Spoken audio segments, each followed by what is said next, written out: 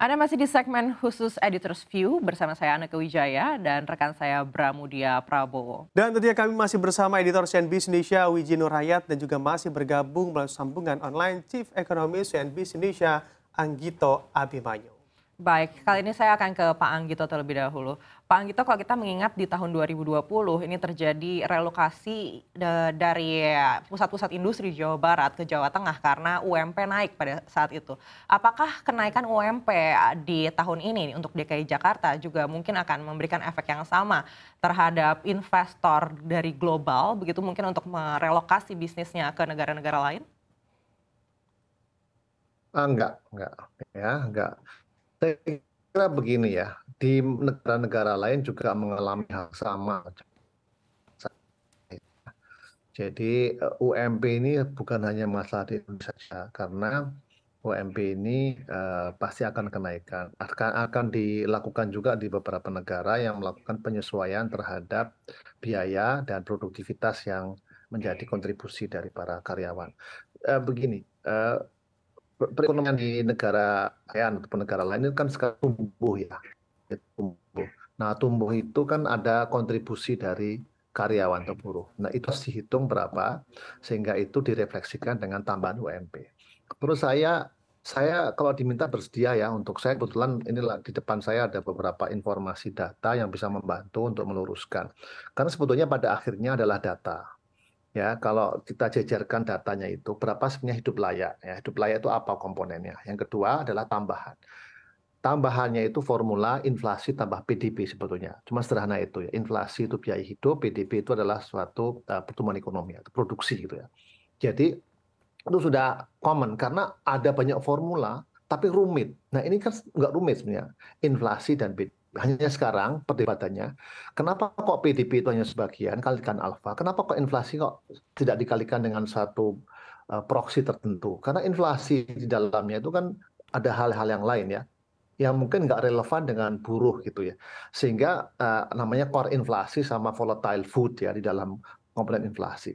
Menurut saya ya bisa saja ya dicermati lagi, ada dua nih perhitungan. Biaya hidup layak, one thing, satu hal. Yang kedua adalah tambahan yang berasal dari inflasi dan pendapatan atau PDB. Itu dua hal. Nah, sekarang itu dicampurkan 15% itu karena buruh mengatakan bahwa kita itu UMP yang sekarang itu tidak mencerminkan biaya hidup yang layak gitu. Sehingga nambah 15%. Sebetulnya menurut saya, feeling saya nggak begitu cara melihatnya. Pertama adalah berapa sebenarnya hidup layak, ataukah 4,9 juta atau berapa tadi, itu sudah layak atau belum. Kita breakdown saja gitu ya. Dan buruh ini kan maaf ya, range-nya kan macam-macam ya. Jadi memang tidak ideal akhirnya karena ada yang buruh yang low skill, ada yang atau karyawan yang medium skill atau high skill gitu. Nah, agak rumit ya kalau memang kita. Tapi untuk suatu basis yang meyakinkan itu harus dibuat. Ya, jadi saya kira mediasinya nanti harusnya ketemu di angka itu. Berapa angka-angka yang diyakini kebenarannya dari sisi biaya hidup layak dan tambahan yang inflasi tambah dengan pertumbuhan ekonomi. Oke, baik. Saya akan ke Mas Wiji. Mas Wiji, ini kebetulan kita lagi menyaksikan VT yang mana ada di sektor tekstil begitu ya. Sektor di mana yang saat ini juga sedang tidak baik-baik saja karena memang penjualannya ikut mengalami penurunan. Sebetulnya dengan adanya nanti kenaikan UMP, apakah juga lantas membuat sektor ini juga akan lebih banyak lagi melakukan PHK? PHK itu adalah pilihan terakhir ya untuk para pengusaha ketika mereka melakukan action terkait dengan kinerja perusahaan yang kira-kira enggak terlalu baik gitu. Di satu sisi pengusaha juga akan melihat dulu nih kira-kira kenaikan angka UMP-nya berapa persen gitu. Karena melakukan PHK, kemudian mereka melakukan relokasi pabrik itu juga tidak semudah yang dibayangkan seperti itu. Karena kalau relokasi pabrik, mereka harus mencari tempat yang baru walaupun UMP atau UMK-nya lebih murah daripada DKI Jakarta ataupun daerah Bekasi yang juga sama ya punya base tempat kawasan industri. Tapi mereka kan harus membutuhkan modal atau investasi yang cukup besar untuk mendirikan pabrik. Kemudian memindahkan alat-alat produksi. Jadi para pengusaha sekarang mereka wait and see ketika nanti masing-masing Pemprov, pemerintah provinsi itu menentukan berapa besaran UMP-nya. Kemudian yang kedua, mereka akan melihat lagi dari kinerja industrinya mereka. Kalau memang mereka tidak mau, biasanya ada semacam sistem penangguhan. Jadi teman-teman pengusaha akan bicara secara bipartit nih dengan teman-teman para pekerja ya, bahwa mereka tidak mampu untuk membayar UMP sesuai dengan ketentuan pemerintah. Jadi seperti itu sih. Baik, kita akan beralih lagi ke Pak Anggito. Pak Anggito, kalau memang UMP ini akhirnya berhasil dinaikkan agar kaum buruh ini bisa mencapai standar hidup yang layak begitu, apakah menurut Anda kontribusi buruh terhadap PDB kita ini akan meningkat juga? Itu bukan jaminan ya, tentu ada kontribusi tapi tidak jaminan. Saya lihat angka sekali lagi ya, angka ini kan saya bicara soal fakta aja, fakta yang dicatat oleh Badan Pusat Statistik ya.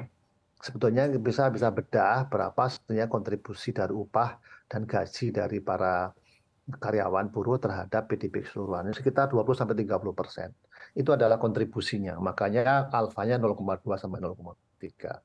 Dan itu berarti memang buruh atau karyawan itu punya kontribusi, dan itu salah satu kontribusi yang terbesar ya, karena 30% ya dari PDRB atau PDB secara umum. Jadi menurut saya sih kalau angka itu dipegang dan kemudian itu menjadi konsensus dan udah pakai angka itu, nah sekarang tinggal satu lagi dihitung berapa biaya hidup yang layak. Nah kalau itu memang sesuai dengan kondisi yang sebenarnya, sebetulnya perusahaan tidak keberatan karena toh ekonomi kan tumbuh sebetulnya, ekonomi tumbuh 5-6%. Ya, jadi sebetulnya dari 5-6% itu ya sebagian harus diberikan kepada buruh. Kan sebenarnya istilahnya itu ya. Ada yang diberikan kepada para pemegang saham, ada yang diberikan kepada pemerintah dalam bentuk pajak dan dividen macam-macam. Kemudian ada yang diberikan kepada buruh. Jadi sebetulnya saya sih tidak melihat ya harusnya itu ada masalah. Yang sekarang yang saya masih belum bisa menghitung adalah berapa sebenarnya biaya hidup layak itu. Biaya hidup layak itu kan bervariasi karena karyawan itu kan berlayer-layer ya. Namanya mulai dari karyawan yang profesional sampai dengan karyawan yang blue collar gitu ya. Jadi sebetulnya sih bisa, yang saya belum dapat perhitungannya adalah berapa sebenarnya cara menghitung atau bagaimana cara menghitung biaya hidup layak itu. Jadi harapan saya kalau itu sudah ada dan itu adalah common practice, nggak ada masalah sih sebetulnya, nggak ada masalah. Menurut saya kenaikan 5% itu juga masih wajar ya, karena pertumbuhan ekonomi di atas itu sebetulnya.